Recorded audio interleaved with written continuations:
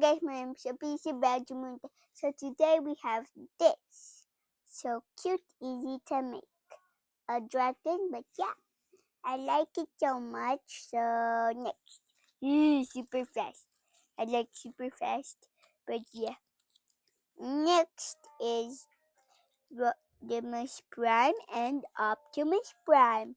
This is the one that I like the most, and this is my second that I like the most. And now let's go on to the dolls. These are kapatids.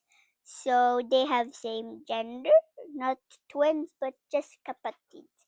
Youngest, oldest. Yeah, you guys can see this. And now next is my baby. In my baby.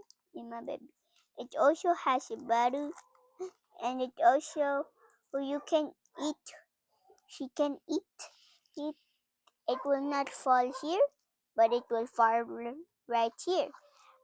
This is the most one that I use the most because it was my first ever one I used with Chucky. So now, next, but not least, this is my Roblox. That's ragdoll, but just call it a doll because it doesn't even rag. Don't ignore this one because the